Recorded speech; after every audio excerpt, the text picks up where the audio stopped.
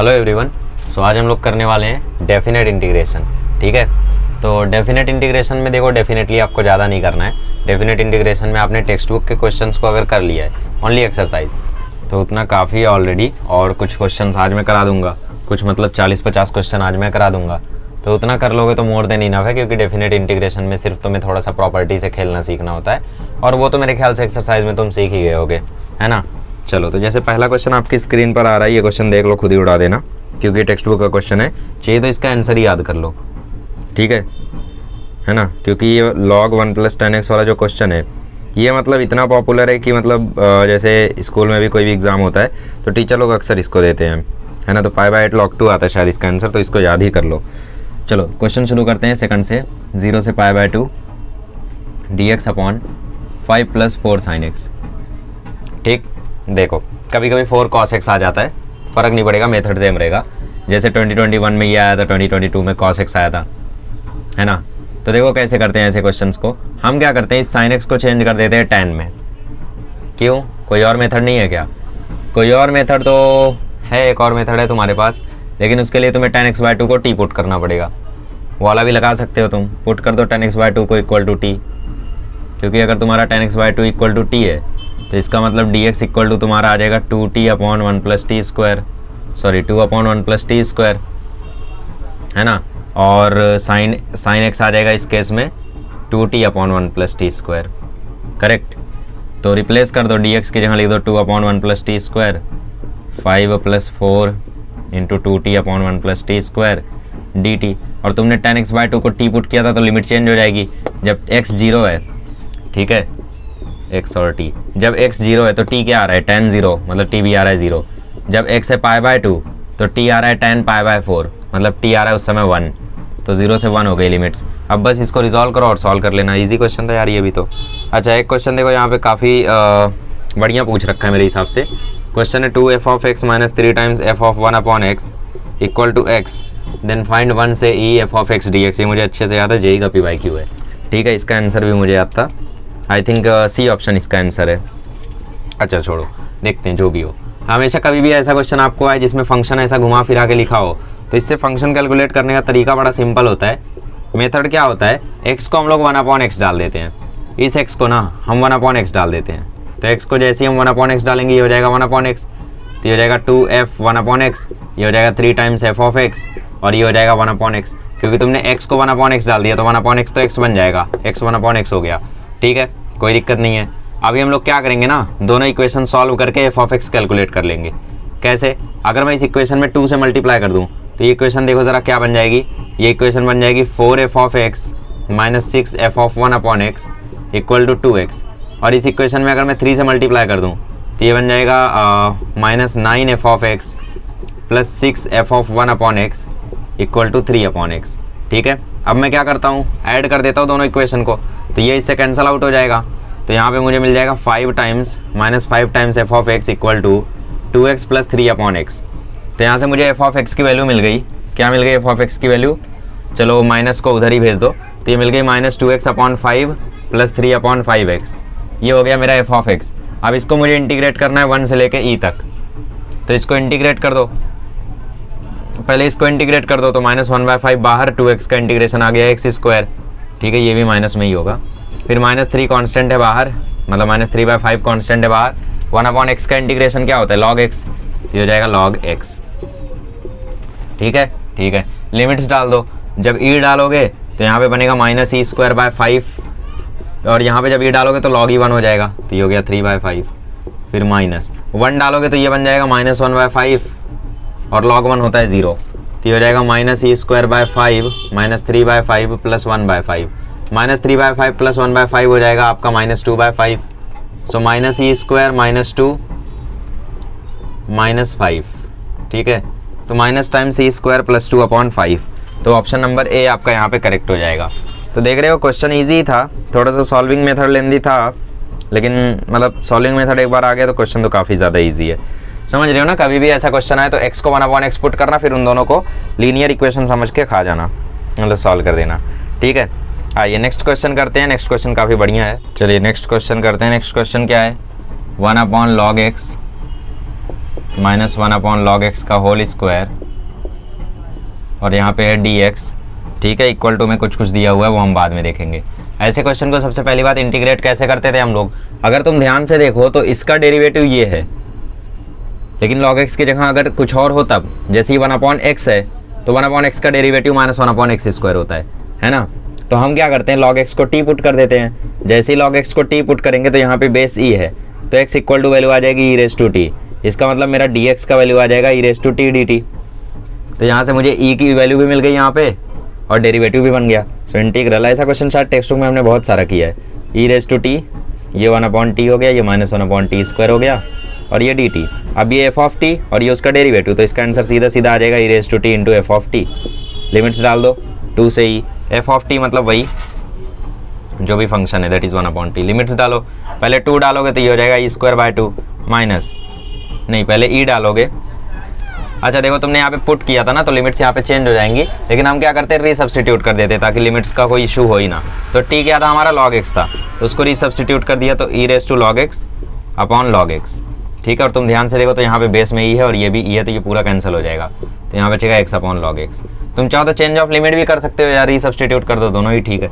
अब लिमिट्स डालते हैं, e डालो पहले तो ये हो जाएगा e upon log e, minus 2 डालो तो 2 अपॉन log 2, तो log e होता है 1, तो e माइनस 2 अपॉन log 2 बन गया। और क्वेश्चन में तुम्हें इक्वल दे रखा है ये a plus B upon log 2 के, a plus B upon log 2 के। सो कंपेयर करोगे तो a की वैल्यू ये है, b की वैल्यू -2 है, करेक्ट। चलिए बाकी नेक्स्ट क्वेश्चन आप खुद ही कर लोगे, इसमें किंग प्रॉपर्टी लगाओ, साइन कॉस बन जाएगा, कॉस साइन बन जाएगा, तो ये -i वाला फंडा हो जाएगा, है ना, i -i बन जाएगा, तो इसका आंसर 0 आ जाता है, आपको पता ही है। और मॉड वाला क्वेश्चन करते हैं, ये क्वेश्चन बढ़िया है। f(x) equal to mod x - 1 plus mod x - 2 plus mod x - 3 और x बिलोंग करता है 1 से 4 के बीच में, तो पता करो 1 से लेके 4 तक इंटीग्रेशन, ठीक है। अब देखो ये क्वेश्चन में इंटीग्रेशन में दिक्कत ये आएगी कि यहाँ पे मॉड लगा हुआ है और टर्निंग पॉइंट यहाँ पे क्या क्या है, टर्निंग पॉइंट हम कैसे निकालते हैं, x 0 कहाँ पे हो रहा है, ठीक है। तो एक तो 1 पर 0 हो रहा है, तो 1 पर टर्निंग पॉइंट है, फिर 2 पर 0 हो रहा है, 2 पर भी टर्निंग पॉइंट है, 3 पर भी टर्निंग पॉइंट है, ये क्रिटिकल पॉइंट्स हैं, ठीक है। अच्छा तो अब जरा मुझे एक बात बताओ, जब x बिलोंग करेगा 1 से 4 तक तुम्हें इंटीग्रेट करना है, ठीक है, तो जब x बिलोंग करेगा 1 से लेकर 2 तक, तो उस केस में ये वाला मॉड कैसा खुलेगा, पॉजिटिव की नेगेटिव। अगर तुम्हारा x 1 से 2 के बीच में है तो इसका मतलब 1 से वो चीज़ हमेशा ही बड़ी है, x को तुम 1.5 डाल के देख लो, 1.5 - 1 0.5 पॉजिटिव आया ना, तो इसका मतलब 1 से 2 के बीच में ये वाला जो मॉड है ये हमेशा पॉजिटिव में खुलेगा, तो x - 1, ठीक। x - 2 वाला जो मॉड है ये कैसा खुलेगा, ये हमेशा ही नेगेटिव खुलेगा, क्योंकि 1 से 2 के बीच में तुम कोई भी वैल्यू डालो वो 2 से छोटी ही रहेगी, तो ये मॉड माइनस में खुलेगा, तो ये आ गया माइनस टाइम्स x - 2। फिर x - 3 में भी अगर तुम x को 1 से 2 के बीच में कुछ भी डालोगे वो भी माइनस में खुलेगा, तो ये आएगा माइनस टाइम्स x - 3। तो यहाँ पे वैल्यू आ गई x - 1 minus x plus 2 minus x plus 3, तो तुम्हारी वैल्यू आ गई x - x खत्म और -1 प्लस 2 हो गया 1, 1 प्लस 3 हो गया 4, तो ये आ गया 4 - x। तो तुम्हें बेसिकली इस इंटीग्रेशन को तोड़ना है, 1 से 2 के बीच में तुम्हें इंटीग्रेट करना है 4 - x को, प्लस 2 से 3 के बीच में किसको इंटीग्रेट करना है देखते हैं थोड़ी देर में, और 3 से 4 के बीच में भी किसको इंटीग्रेट करना है देखते हैं थोड़ी देर में, ठीक। अब 2 से 3 की बात करेंगे तो ये तो पॉजिटिव ही रहेगा, क्योंकि x को तुम 2 से 3 के बीच में डालोगे तो 1 से वो बड़ा ही है, चलो वो हो गया पॉजिटिव। यहाँ पर भी तुम 2 से 3 के बीच में कोई भी नंबर डालो ये पॉजिटिव रहेगा, तो ये भी प्लस में ही खुलेगा, ठीक। खोलना है मॉड को बेसिकली तुम्हें, यहाँ पर भी तुम 2 से 3 के बीच में कोई वैल्यू अगर डालोगे तो ये वाला मॉड नेगेटिव में खुलेगा, क्यों, क्योंकि 2 से 3 के बीच में एक वैल्यू डाल के देख लो, 2.5 डाल दो, 2.5 - 3 -0.5, तो ये माइनस में ही हमेशा खुलेगा, तो ये आ गया माइनस टाइम्स x - 3, तो तुम्हारा आंसर आ गया x - 1 plus x - 2 minus x plus 3। तो ये इससे खत्म हो गया, तो बचा x - 1 - 2 - 3, कुछ नहीं बचा, सिर्फ x बचा, तो यहाँ पे सिर्फ x dx है, ठीक है। बाकी dx यहाँ भी है, जगह कम थी तो मैंने लिखा नहीं। अब देखो जब तुम 3 से 4 को बिलोंग करोगे ना, 3 से 4 को बिलोंग करोगे तो सारे ही पॉजिटिव खुलेंगे, तो x plus x plus x 3x हो जाएगा और -1 - 2 - 3 -6 हो जाएगा, तो ये हो जाएगा 3x - 6 dx। चलो सॉल्व करते हैं, तो 4 - x का इंटीग्रेशन आएगा 4x - x²/2, x का इंटीग्रेशन आ जाएगा x²/2 प्लस 3x का इंटीग्रेशन आ जाएगा 3x²/2 और 6 का इंटीग्रेशन आ जाएगा 6x। अब देखो ये इससे कैंसिल हो गया, अरे नल्लो, इसकी लिमिट कुछ और है, इसकी लिमिट कुछ और है, कैंसिल कैसे हो गया, लिमिट 1 से 2, इसकी 2 से 3, इसकी 3 से 4, लिमिट डाल दो, 2 डालोगे तो आएगा 8 - 2, 1 डालोगे तो आएगा 4 - 1/2, 4 - 1/2 मतलब कितना हो गया 7/2, ठीक है, ये हटा दो अब, प्लस इसमें अब डाल दो तो 9/2 माइनस 2, ठीक है, 9/2 माइनस 4/2, चलो लिख लो, पूरा ही लिख लो। अच्छा 4 डालोगे तो इसमें 4 डालोगे तो 4 4 जा 16, 3 जा 48, 48/2 24 आ जाएगा, और यहाँ पे 4 डालोगे तो ये भी 24 ही हो गया। फिर माइनस टाइम्स 3 डालोगे तो हो गया 3 का स्क्वायर, 9 3 जा 27/2 माइनस 6 3 जा हो जाएगा 18, ठीक है। 8 माइनस 2 हो गया 6, 6 माइनस 7/2 कितना हो जाएगा 5/2, ठीक है, प्लस यहाँ पे भी हो गया 5/2, यहाँ पे चलो ये तो कैंसल आउट ही हो गया। अब 18 माइनस 27/2 कितना हो जाएगा 9/2, ये हो गया 9/2, तो ये आ गया तुम्हारा 19/2 आंसर है क्या, ऑप्शन में रहना ही चाहिए। तो ऑप्शन नंबर डी यहाँ पे आपका करेक्ट हो जाएगा। समझ रहे हो कितना लेंदी गया, लेकिन यही मेथड है इसका, ठीक है, मेथड तो यही है, क्योंकि क्वेश्चन मतलब ऐसे ही आएंगे आपको एग्जाम में। चिंदी तो देख रहे हो, दे ही नहीं रहे उन लोग। चलो एक और क्वेश्चन है यहाँ पे, इसको मैं सॉल्व नहीं करूँगा, मेथड बता देता हूँ। Integral dx upon x - 1 x - 2, ठीक है, फ्रॉम 5 to 10। तो कुछ लोग बोलेंगे फ्रैक्शन, पार्शियल फ्रैक्शन लगा दो, कुछ लोग बोलेंगे इसको खोल के थर्ड टर्म वाला मेथड लगा दो ना। देखो जुगाड़ हो रहा है, अगर तुम इन दोनों का डिफरेंस ले रहे हो तो वो -1 आ रहा है, अगर तुम इन दोनों का डिफरेंस ले रहे हो तो वो -1 आ रहा है, या फिर 3 आ रहा है, मतलब तुम इससे इसका डिफरेंस लो तो कितना आ रहा है 1 ही आ रहा है obviously. x - 1 minus times x - 2 कितना आ रहा है 1 आ रहा है ना, तो बेसिकली इनका डिफरेंस 1 ऊपर आ रहा है, तो तुम ऊपर क्या लिख दोगे x - 1 माइनस x - 2, उसके बाद उसको डिनोमिनेटर को सेपरेट कर दोगे, कैंसल आउट हो जाएगा। देखो तुमने न्यूमरेटर में क्या लिख दिया x - 1 माइनस x - 2, तो ये आ गया नीचे x - 1 इंटू x - 2, ठीक। इसके बाद क्या करोगे, इसके साथ इसको सेपरेट कर लो, इसके साथ इसको सेपरेट कर लो, तो ये इससे कैंसिल, ये इससे कैंसिल, आंसर आ जाएगा तुम्हारा log x - 2 minus log x + 1 x - 1, उसका लिमिट्स डाल देना, आंसर आ जाएगा। समझ गया ना, जो जुगाड़ करते थे हम लोग नॉर्मल लेक्चर्स के दौरान। अच्छा यहाँ पे इवन ऑड वाले बहुत सारे क्वेश्चन है, चलो नेक्स्ट क्वेश्चन करते हैं हम लोग। तो नेक्स्ट क्वेश्चन जैसे आपका यहाँ पे इवन ऑड वाला भी बहुत सारा क्वेश्चन है, जैसे यहाँ पे है x sin x upon 1 + cos square x, ठीक है, माइनस पाई से पाई। तो देख लो इवन है या ऑड है, उसके हिसाब से इंटीग्रेट कर दो। पहले x की जगह -x डाल के देखो, तो -x साइन ऑफ -x, नीचे 1 + cos स्क्वायर ऑफ -x। तो बेसिकली cos तो x को गायब भी कर देते तो फर्क नहीं पड़ता, sine of -x minus sine x होता है, लेकिन यहाँ पर माइनस है तो ये इसको गायब कर देगा, तो इसका मतलब ये इवन फंक्शन है, क्योंकि f ऑफ -x जो है वो f ऑफ x बन गया। तो तुम्हारा इंटीग्रेशन हो जाएगा 0 से लेके पाई, ठीक है। अभी आगे यहाँ पे किंग प्रॉपर्टी लगा दो, x की जगह पाई -x डाल दो, तो नीचे वाला वही रह जाएगा, ये इंटीग्रेशन फिर 2 पार्ट में टूट जाएगा, है ना, एक पाई के साथ एक x के साथ। तो जो x वाला है वो तुम्हारा यहाँ आ जाएगा, और जो पाई के साथ है उसको इजीली इंटीग्रेट कर दोगे, क्योंकि pi upon 1 + cos square x को तो इजीली इंटीग्रेट कर ही सकते हो।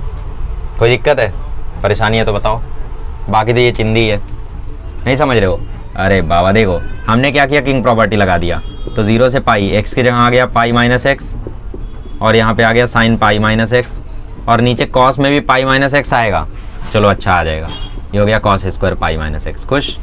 अब देखो 2 टाइम्स 0 से पाई, ये हो जाएगा pi sine pi -x is sine x, minus ये हो गया x साइन x, ठीक। नीचे क्या है 1 + cos square x, basically cos पाई -x माइनस cos x होता है, लेकिन यहाँ पे स्क्वायर है तो वो बराबर कर देगा, नीचे आ गया 1 + cos स्क्वायर x और ये dx। तो बेसिकली अगर तुम ध्यान से देख पा रहे हो तो ये तुम्हारा i बन गया, तो ये इस साइड आ जाएगा, तो ये हो गया 2i = 2 times integration from 0 to पाई। अब यहाँ पे तुम क्या करो, cos x को t पुट कर दो, तो नीचे हो गया 1 + t स्क्वायर, उसके बाद माइनस साइन x dx तुम्हारा dt बन जाएगा, तो ये बन गया माइनस टाइम्स dt और ये पाई, ठीक है। तो 2 से 2 भी खत्म हो गया, तो i बराबर आ गया तुम्हारा minus pi integral 1/1 + t square, ये लिमिट्स भी तुम्हारी अब चेंज हो गई, 1 से -1 हो गई, ठीक है, क्योंकि cos 0 पर 1 होता है और पाई पर -1 होता है, तुमने cos को t पुट किया है ना, तो उसके बाद इसका इंटीग्रेशन क्या होता है 1/1 + t स्क्वायर का tan इनवर्स t होता है, ठीक है। तो इसका इंटीग्रेशन हो जाएगा tan इनवर्स t, लिमिट्स क्या डालनी है -1 से 1 डाल दो या 1 से -1 डाल दो, कोई फर्क नहीं पड़ता, ठीक है। तो ये हो गया माइनस पाई, -1 डालोगे tan में तो उसका आंसर आएगा -π/4, फिर 1 डालोगे तो उसका आंसर आएगा π/4, तो तुम्हारा आंसर आ गया -π मल्टीप्लाइड बाय -π/2, तो तुम्हारा आंसर आ गया π²/2। तो ऑप्शन नंबर ए यहाँ पे करेक्ट हो जाएगा। ईजी है यार ये सारे क्वेश्चंस, मतलब इसमें कुछ भारी तो है नहीं अब ऐसा कि भाई सोचते बैठे हम लोग 4 घंटा, है ना, तो देखते रहना ऐसे ही सारे क्वेश्चन। अच्छा देखो मॉड वाला एक और क्वेश्चन है, इसमें मैं तुम्हें सिर्फ एक्सप्लेन करके छोड़ देता हूँ, 0 से 2 mod of 2x - 3 dx। इस क्वेश्चन को कैसे करोगे, इस क्वेश्चन में सबसे पहले देखो टर्निंग पॉइंट कहाँ है, टर्निंग पॉइंट कहाँ है बताओ, मॉड को 0 पुट कर दो, मॉड को 0 पुट करोगे तो टर्निंग पॉइंट निकल कर आएगा 3/2 पर, अगर 3/2 पर टर्निंग है इसका मतलब 3/2 तक तुम्हें इंटीग्रेशन तोड़ना है। चलो आगे बढ़ते हैं नेक्स्ट। हाँ ये हो गया था। हाँ तो ये टर्निंग पॉइंट आ रहा है तुम्हारा 3/2 पर, तो 0 से 3/2 तक अलग इंटीग्रेट करो, फिर 3/2 से लेके 2 तक अलग इंटीग्रेट करो। जब 3/2 से लेके 2 तक इंटीग्रेट करोगे तो उस समय इस मॉड को रखोगे पॉजिटिव, ठीक है। 3/2 से लेके 2 तक करोगे जब इंटीग्रेट, क्यों? क्योंकि उस समय ये मॉड पॉजिटिव खुल रहा है। और जब तुम 0 से लेके 3/2 तक इंटीग्रेट करोगे तो मॉड को तुम नेगेटिव रखना, मतलब माइनस टाइम्स 2x माइनस 3 रखना, मतलब 3 - 2x रखना, ठीक है। तो 0 से लेके 3/2 तक इंटीग्रेट जब करोगे तो इसको 3 - 2x रखना, और जब 3/2 से लेके 2 तक इंटीग्रेट करोगे तो इसको 2x माइनस 3 रखना। इस तरीके से इंटीग्रेट करोगे आंसर पक्का आ जाएगा, कोई दिक्कत नहीं होगी।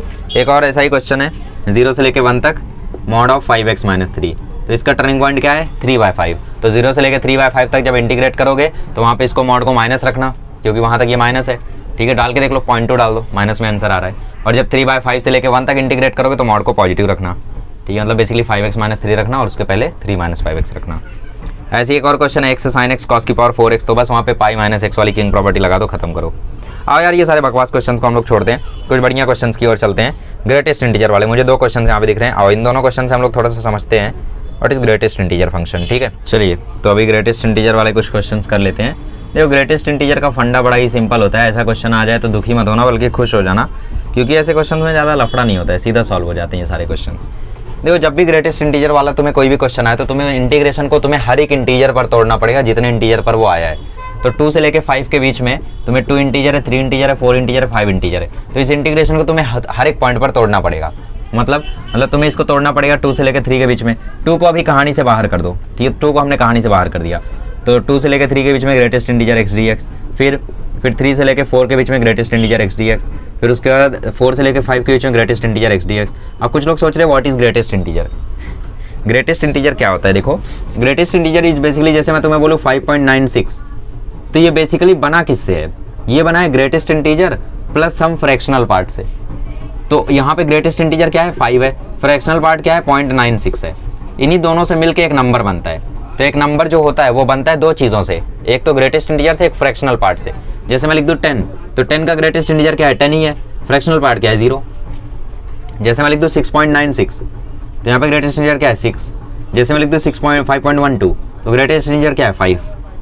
मतलब तुम्हें बेसिकली वो इंटीजर की वैल्यू पिक करनी रहती है, ठीक है। तो मुझे एक बात बताओ, जब मैं इंटीग्रेट कर रहा हूँ 2 से 3 के बीच में, तो मैं 2 से 3 के बीच में कोई भी नंबर लिखूँ, 2 से 3 के बीच में माइंडेड कोई भी नंबर लिखूँ, चाहे मैं 2.9 लिखूँ, चाहे मैं 2.8 लिखूँ, चाहे मैं 2.7 लिखूँ, क्या ग्रेटेस्ट इंटीजर की वैल्यू फिक्स होगी? फिक्स होगी। कितनी होगी? 2। अरे 2 से 3 के बीच में मैं कोई भी वैल्यू लिखूँ, कोई भी नंबर लिखूँ, 2.5, 2.1, 2.2, 2.7, 2.8, 2.9, कुछ भी लिखूँ, सबका ग्रेटेस्ट इंटीजर क्या आएगा? 2। तो इसका मतलब इसकी वैल्यू कुछ और नहीं बल्कि 2 है। सो इंटीग्रेशन फ्रॉम 2 to 3, 2, और ये ग्रेटेस्ट इंटीजर की वैल्यू क्या है? 2 है, और dx बच गया। सिमिलरली यहाँ पर क्या होगी? 3 से 4 के बीच में 3 होगी।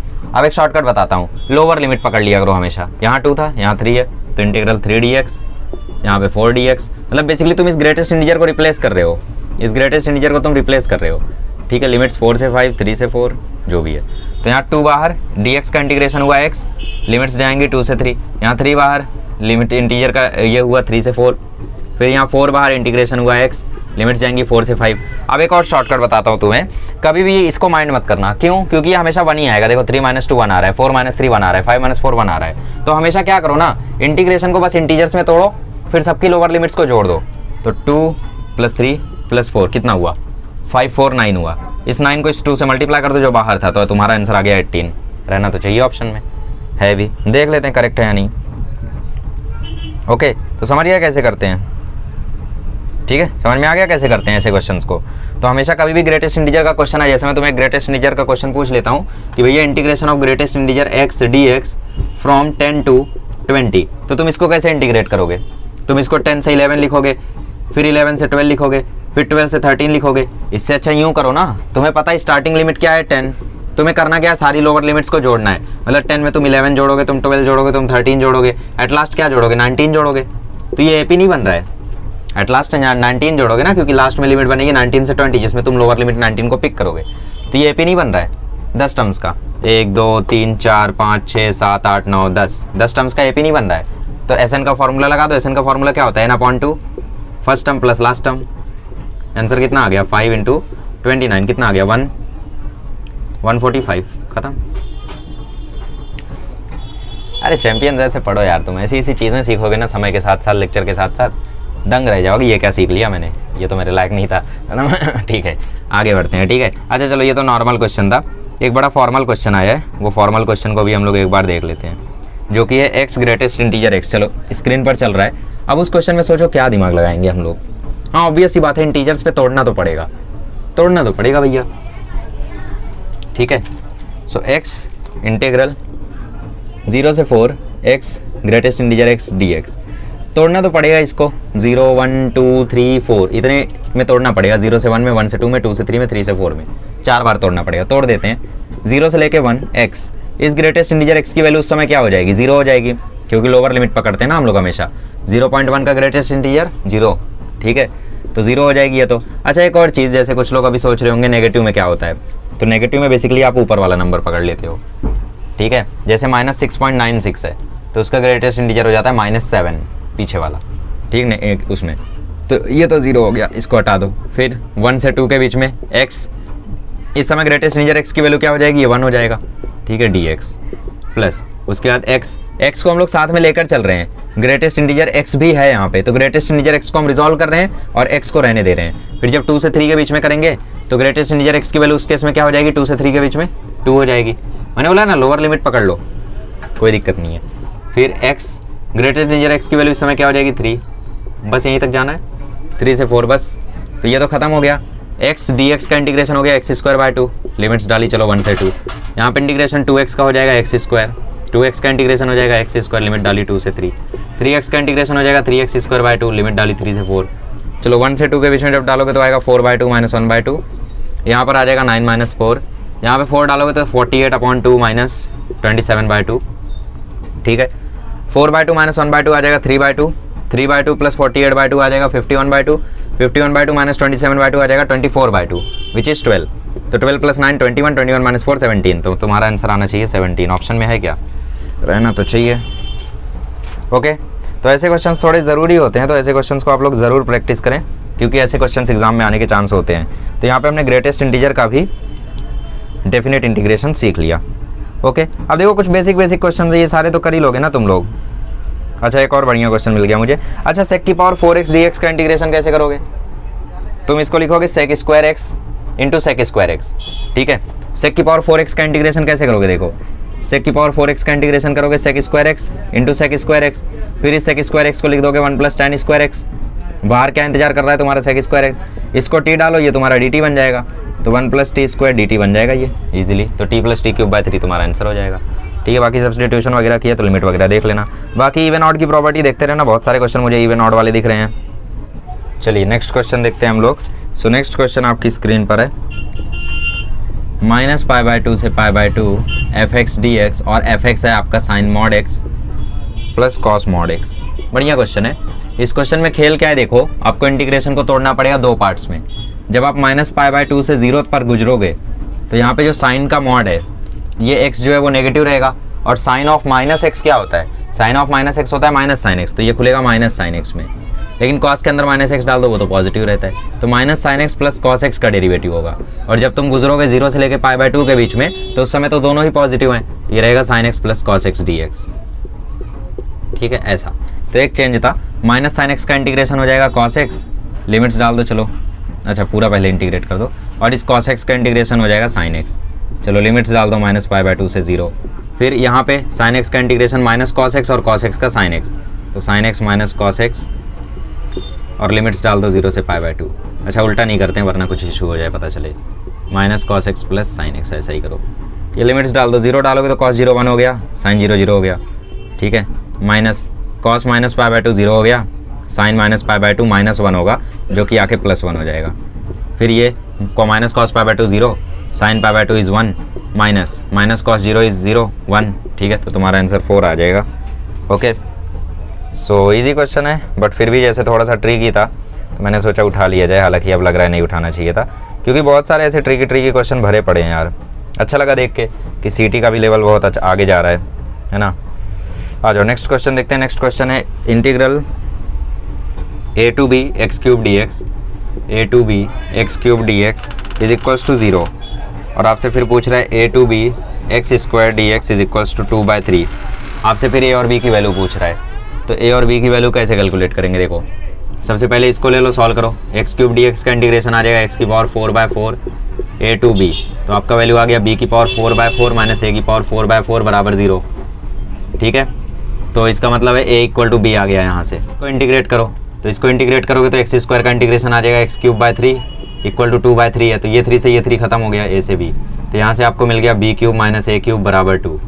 ठीक है, इसका मतलब ये है कि अगर दोनों का हम लोग डिफरेंस ले रहे हैं क्यूब का तो उससे वैल्यू 2 आ रही है। वैसे सेटिस्फाई कौन कर रहा है पता है? अगर हम लोग वैल्यू के हिसाब से देखें और हम लोग सिर्फ ये वाला इक्वेशन रिफर करें तो ऑप्शन में से सेटिस्फाई कर रहा है 1, -1।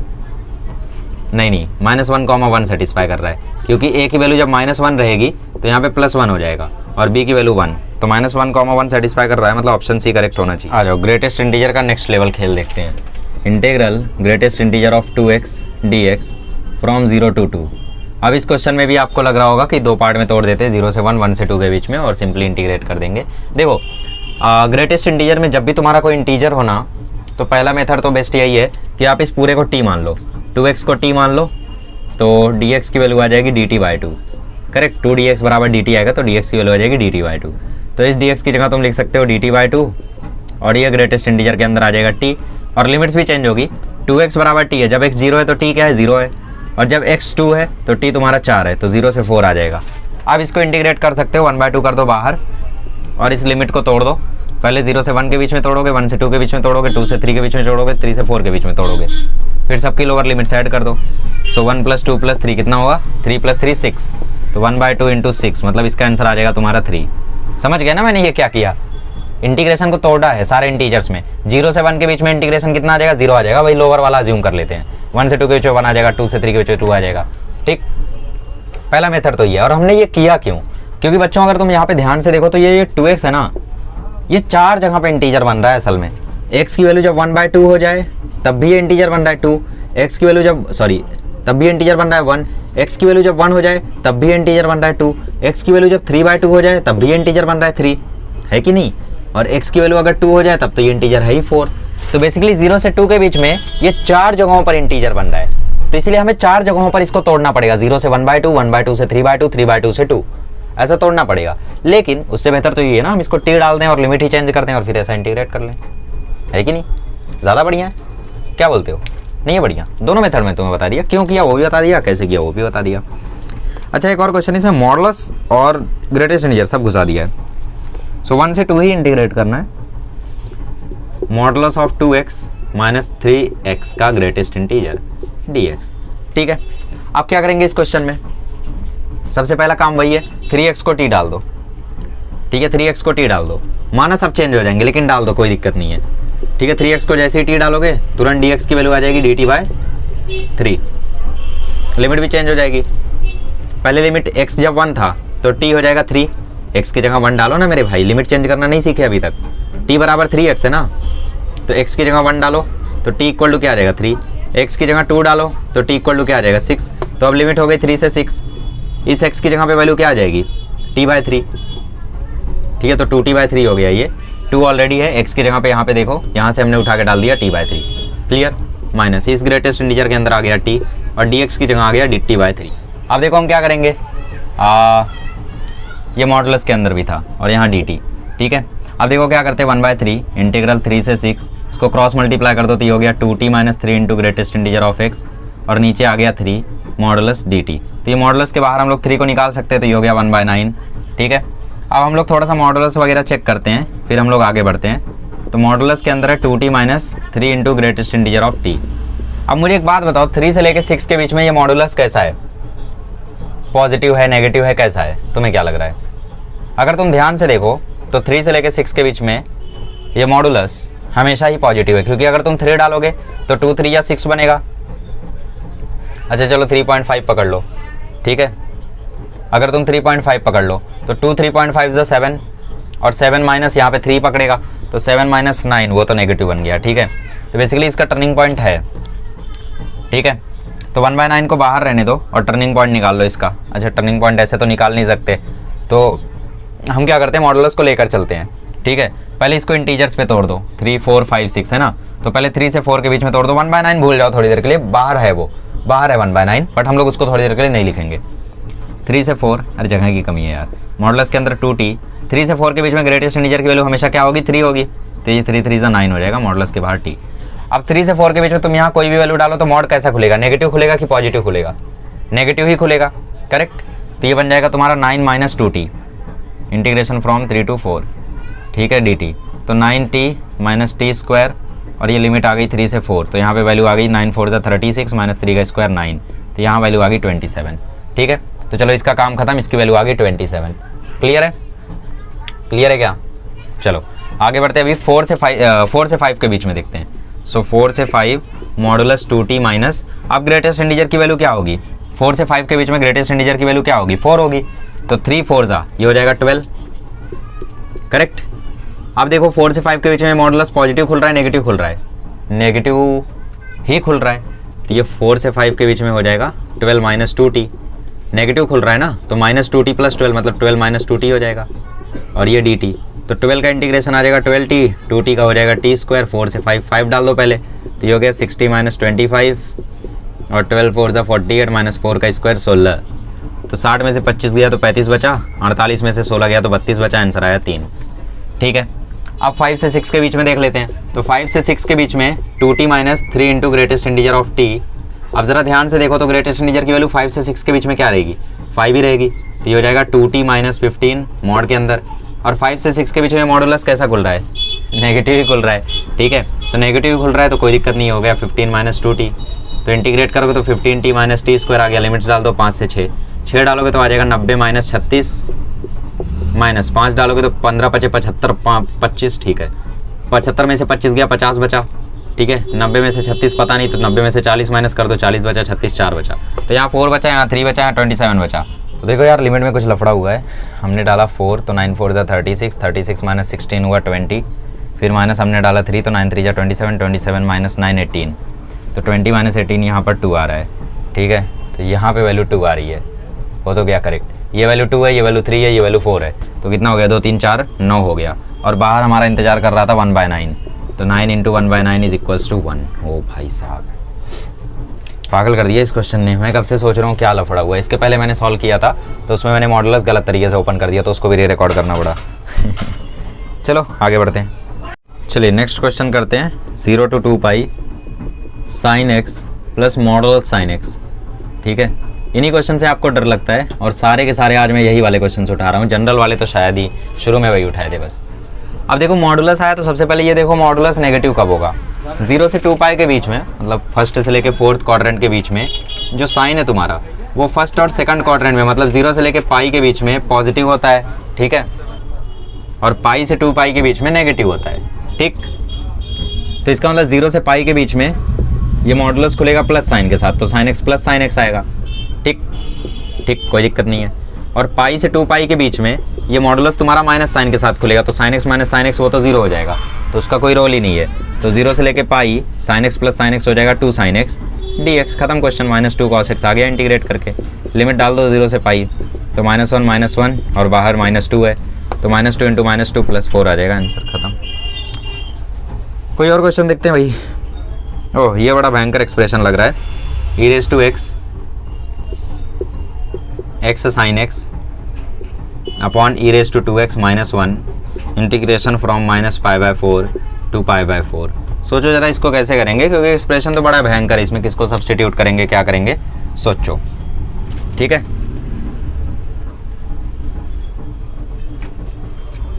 आ जाओ, देखो सबसे पहली बात इसमें आप लोगों में से बहुत लोग शायद सोचने रख गए होंगे कि क्या सब्सटीट्यूट करेंगे।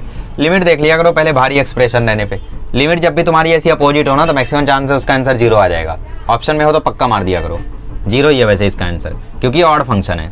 चाहिए तो प्रूफ कर दूं, देखो f(x) क्या है तुम्हारा, f(x) है e raised to x x sin x upon e raised to 2x minus 1, इसमें -x डाल दो x की जगह, तो ये हो जाएगा e raised to -x sin of -x, तो अंदर आएगा e raised to -2x minus 1, तो वैल्यू आ गई e raised to -x, sine of -x क्या होता है, माइनस साइन ऑफ x, यहाँ पे ऑलरेडी एक माइनस है तो ये प्लस हो जाएगा, तो ये x sin x हो गया, नीचे हो जाएगा ये e raised to -2x को नीचे भेजो, तो ये हो जाएगा 1 upon e raised to 2x minus 1, तो ये वैल्यू आ जाएगी e raised to -x sin x, नीचे आ जाएगा 1 minus e raised to 2x, नीचे भी है e raised to 2x, अब ये ई रेस टू 2x ऊपर जाएगा तो e raise to minus x plus 2x होगा, तो ये basically e raise to x ही बन जाएगा और अंदर है x साइन x। और नीचे से क्या करो, नीचे से माइनस बाहर ले लो, तो माइनस आ गया नीचे से बाहर, तो अंदर बचा ई रेस टू 2x माइनस 1। क्या यही हमारा एफ ऑफ एक्स था? यही था। इसमें से माइनस बाहर आ गया, इसका मतलब ये एक ऑड फंक्शन है, तो इसका आंसर हो जाएगा 0। इजी। चलो बकवास बहुत हो गई यार, फालतू फालतू क्वेश्चंस बहुत उठा लिए। अभी हम लोग आगे बढ़ते हैं और थोड़े ताबड़तोड़ क्वेश्चंस करके छुट्टी लेते हैं। अच्छा ये क्वेश्चन देख रहा है स्क्रीन पे, ये क्वेश्चन मेरी शिफ्ट में आया था कर लेना तुम लोग भी। अच्छा एक क्वेश्चन तुम्हें होमवर्क दे देता हूँ, क्वेश्चन नंबर 25, 26, ये दोनों क्वेश्चन सॉल्व कर लेना तुम लोग। 24 भी ले लो। 24 में क्या है, तुम्हें 0 से x तक इंटीग्रेट करना है। तो 0 से x तक इंटीग्रेट करना है ना, तो cos की पावर 4x को कैसे इंटीग्रेट करोगे? देखो cos की पावर 4x को इंटीग्रेट करना मैंने सिखाया था, वो डबल एंगल फार्मूला होता है ना, वो लगाओ, cos स्क्वायर x बाय 2 वाला। वैसे ही cos स्क्वायर x के लिए फार्मूला क्या हो जाएगा, 1 plus cos 2t, 1 plus cos 2t लगाओ, और यहाँ पे स्क्वायर है तो 1 प्लस cos 2t का होल स्क्वायर कर दो, उस होल स्क्वायर को ओपन करो, फिर cos स्क्वायर 2t बनेगा, फिर उस cos स्क्वायर 2t को 1 प्लस cos 4t लिख दो, 1 plus cos 4t divide by 2, बस उसके बाद इंटीग्रेट कर दो। तो इंटीग्रेट करोगे तो t की जगह लिमिट x डाल देना, 0 डालोगे तो 1 1 कुछ तो बन जाएगा। उसके बाद तुम्हें एक फंक्शन मिलेगा, फिर उस फंक्शन में तुम्हें x प्लस पाई डालना, तो तुम्हें gx प्लस पाई की वैल्यू मिलेगी। फिर ऑप्शन चेक करके देख लेना मैच किससे कर रहा है, ठीक है। और बाकी सारे भी ले लो, और ये सारे क्वेश्चन मैं करा नहीं रहा हूँ, ठीक है। आइए कुछ धमाकेदार क्वेश्चन को करते हैं, आगे बढ़ते हैं। आइए नेक्स्ट क्वेश्चन करते हैं। इस क्वेश्चन में बोल रहा है function F X is satisfying F dash X equal to F of X, ठीक है, f0 equal to 1, g of x is a function that satisfies f of x plus g of x equal to x square, then calculate the value of the integral 0 to 1 f x gx। चिंदी है यार ये तो, क्यों? क्योंकि देखो सबसे पहले option में तुम्हें ई दिख रहा है, तो इसका अंदर ई का कहीं तो रोल है। तो पहला स्टेटमेंट इसमें दिया है कि जो फंक्शन है वही उसका डेरिवेटिव है, तो ये एक ही केस में पॉसिबल है जब फंक्शन ही खुद का डेरिवेटिव बन जाए, और वो है ई रेस टू एक्स। और एक कंडीशन दी है अपने आप को सेटिस्फाई करने के लिए कि जैसे मान लो आपने मान तो लिया कि एफ एक्स चलो ई रेस टू एक्स है, लेकिन फील नहीं आ रहा है, तो एक्स की जगह 0 डालो, ई रेस टू 0 कितना होता है 1, वही तो दे रखा है, तो इसका मतलब एफ एक्स हमारा क्या है, ई रेस टू एक्स है, ठीक। तो एफ एक्स आपका ई रेस टू एक्स है, plus G of X equal to क्या है, एक्स स्क्वायर है, तो यहाँ से आपके जी ऑफ एक्स की वैल्यू हो गई X square minus E raise to X. तो अब आपको एफ ऑफ एक्स भी पता है, जी ऑफ एक्स भी पता है, यहाँ डालो और सॉल्व करो। तो एफ ऑफ एक्स हो गया e raise to x, g of x हो गया x square minus E raise to x d x from 0 to 1, ठीक। अब तो कुछ नहीं है, अब तो कुछ नहीं है, ओपन कर दो ब्रैकेट को, सॉल्व कर दो, या तो एक शॉर्टकट बता सकता हूँ, देखो ई रेस टू एक्स को तुम पुट कर दो T, E raise to X को टी पुट करोगे तो लॉग ले लो दोनों तरफ, तो एक्स बराबर आ जाएगा लॉग टी, ठीक है। नहीं मज़ा नहीं आएगा, चलो यू इंटू वी लगा के कर लेना इसके आगे तुम लोग, ठीक है, यू इंटू वी लगेगा इसके आगे कर लेना अब, ठीक है, ईजी है वैसे, हो तो गया है समझ लो। ओके आगे बढ़ते हैं, नेक्स्ट क्वेश्चन करते हैं। कॉस इनवर्स एक्स का आपको डेरिवेटिव पूछ रहा है, सॉरी इंटीग्रेशन पूछ रहा है, तो यू इंटू वी लगा दो, ठीक है। और ये जो भी 0 से पाई किंग रूल वगैरह लगा के, एक देखो बढ़िया क्वेश्चन मुझे मिल गया, बढ़िया क्या है, ईजी है क्वेश्चन है। कॉट इनवर्स, थोड़ा सा देखो स्क्रीन पे दिख रहा होगा तुम्हें, तुम रीड करो ना। तुम्हारा क्वेश्चन है integral cot inverse X upon X square plus 1 plus cot inverse X square plus 1 upon X, ठीक है। इसको तुम्हें इंटीग्रेट करना है फ्रॉम -1 to 3। तो ध्यान से देखो, ऐसा क्वेश्चन हमने इंडेफिनेट में भी किया था जब डेरिवेटिव में ऐसा कुछ लिखा रहता था। तो ये बेसिकली तुम्हारा कॉट इनवर्स क्या है, इसको तुम tan इनवर्स लिख सकते हो, और जैसे ही इसको tan इनवर्स करोगे तुरंत तुम्हारी ये वैल्यू और ये वैल्यू सेम हो गई, तो ये दोनों का एडिशन क्या आएगा, π/2, तो ये हो गया तुम्हारा π/2 फ्रॉम -1 to 3 dx। तो π/2 कॉन्स्टेंट है बाहर, dx का इंटीग्रेशन x -1 to 3, तो ये वैल्यू आ गई 4π/2, तो तुम्हारा आंसर आ गया 2π, खत्म, ठीक है। ऐसी मॉडुलस वाला क्वेश्चन है, ये भी बता देना तुम। अच्छा एक और बढ़िया क्वेश्चन मुझे मिल गया, देखो, ओहो जेईई एडवांस्ड का क्वेश्चन, अच्छा ठीक है, तो ये क्वेश्चन कर लेते हैं, उसके बाद जेईई एडवांस वाला क्वेश्चन बताता हूँ, 10⁻n थीटा वाला। ये क्वेश्चन जेईई एडवांस में मतलब जेईई एडवांस में जल्दी क्वेश्चन रिपीट होते नहीं है, बट ये क्वेश्चन सेम तो नहीं रिपीट हुआ, ऑब्वियसली आज तक रिपीट नहीं हुआ सेम क्वेश्चन जेईई एडवांस में, बट यही क्वेश्चन रिपीट हुआ, अलग क्वेश्चन पूछा बस, ठीक है, 10⁻n थीटा वाला। अभी थोड़ी देर में लिखूंगा तो समझोगे। आ जाओ ये वाला क्वेश्चन देख लो यार, थोड़ा सा आइडिया रहे तो मैं इसके लिए करा देता हूँ। E raise to cos x sine x for modulus of x less than equal to 2 and 2 otherwise, ठीक है। और तुम्हें इंटीग्रेट कहाँ से कहाँ करना है, -2 से 3, -2 से 3 तक तुम्हें एफ एक्स को इंटीग्रेट करना है। आ जाओ समझते हैं क्या लिखा हुआ है। ओके देखो, modulus of x less than equal to 2 का मतलब क्या होता है, तीर चलाओ, तीर चलाओगे तो एक्स पर आया तो एक्स छुपेगा, किसके किसके बीच में, -2 और 2 के बीच में। तो x लेस देन 2 है और ग्रेटर देन -2 है। तो इसका मतलब इस इंटीग्रेशन में अगर मैं -2 से 2 तक जाऊंगा तो मेरा फंक्शन ये होगा, और जब मैं 2 से 3 जाऊंगा तो मेरा फंक्शन ये होगा, क्योंकि यहाँ पे लिखा है अदरवाइज। मतलब x जब इनको बिलोंग नहीं करता है तो वो सारे केसेस में 2 रहेगा। तो मतलब ये इंटीग्रेशन मुझे तोड़ना पड़ेगा पहले -2 से 2 के बीच में, जिसमें मेरा फंक्शन ये होगा e raise to cos x sin x dx। फिर मैं जाऊँगा 2 से 3 जिसमें मेरा फंक्शन 2 होगा, तो 2 dx। ये यहाँ पे तो आंसर तुम्हें दिख रहा है 2 है, ठीक है। यहाँ पे क्या करोगे, sin x को t पुट कर दो। sin x को तुम जैसे t पुट करोगे, सॉरी cos x को t पुट कर दो, तुरंत ये बन जाएगा e raise to t minus dt। तो इसका आंसर आ जाएगा minus e raise to t, ठीक है। और जैसे तुम उसको t पुट करोगे तुरंत -2 2 मतलब लिमिट वगैरह चेंज कर देना तो तुम्हारा आंसर आ जाएगा, ठीक है। लिमिट वगैरह तो ठीक है और थोड़ा लफड़ा तो है यहाँ पे, है ना। लफड़ा क्या है, देखो t को तुम जब रीसब्स्टिट्यूट करोगे यहाँ पे तो ये आ जाएगा e raise to cos x, ठीक है। और -2 से 2 जा रहे हो तुम तो e square e raise to cos 2 minus minus e raise to cos 2। अच्छा ये पूरा तो कैंसिल आउट हो जाएगा नहीं समझे। अरे बच्चों देखो e raise to cos x sin x है, तुमने क्या किया यहाँ पे cos x को t पुट किया तो तुम्हारा minus sin x dx dt हो गया, ठीक है। तो integral e raise to t और ये बना माइनस dt और इंटीग्रेशन करना है -2 से 2, तो ये माइनस बाहर कर दो, ठीक है। इसका इंटीग्रेशन यही आ जाएगा, e रेज़ टू t ही आ जाएगा। अब -2 2 तो e स्क्वायर हो गया माइनस e रेज़ टू -2 हो गया और यहाँ बाहर है माइनस, ठीक है। बाहर क्या है, बाहर है माइनस। अच्छा एक और चीज़, रीसब्स्टिट्यूट कर देते पहले, t को रीसब्स्टिट्यूट कर देते। t क्या है तुम्हारा, t तुम्हारा cos x है तो ये हो गया e raise to cos x। अब लिमिट क्या है, -2 से 2। आप दोनों चीज़ कर सकते हो, चेंज ऑफ लिमिट कर दो या तो रीसब्स्टिट्यूट करके लिमिट पुट कर दो, इट्स अप टू यू, ठीक है। अब इसमें x की जगह वैल्यू डालो तो माइनस टाइम्स ये होगा e raise to cos 2 minus e raise to cos of -2। तो cos के अंदर तुम कुछ भी डालो, अगर वो नेगेटिव में है तो cos को उससे फर्क नहीं पड़ता, cos नेगेटिव को हजम कर जाता है, गायब कर देता है। तो यहाँ पे बचेगा cos 2, तो e raise to cos 2 minus e raise to cos 2 खत्म, तो बचा तुम्हारे पास सिर्फ 2। इसका आंसर 2 आएगा। वही मैं सोचूं भाई ये इसका वैल्यू ऐसा कैसे आएगा यार, इतना अजीब। ओके तो यही है यार, बाकी 2-3 क्वेश्चन हैं यहाँ पे, एक जे एडवांस वाला है, चलो इनको कर लेते हैं।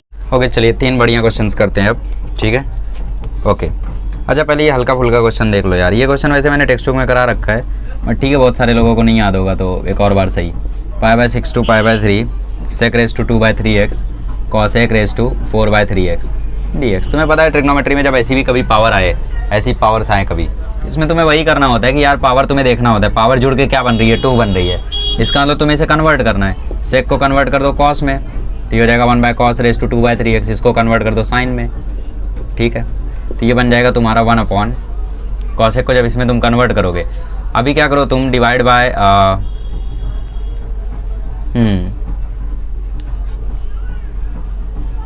करेक्ट, ठीक है। तो इसका एक एक्चुअली फार्मूला भी होता है, ठीक है। इसका एक फार्मूला भी होता है cos रेज़ टू -2/3x, लेकिन वो फार्मूला π/2 के लिए होता है वैलिड, हर जगह नहीं लगता, इसलिए वो सारे फार्मूले मैं बताता नहीं हूँ जल्दी, ठीक है। तो 1/cos रेज़ टू, अब ये बन गया तुम्हारा cos, ठीक है कोई दिक्कत नहीं है। कुछ सोचते हैं,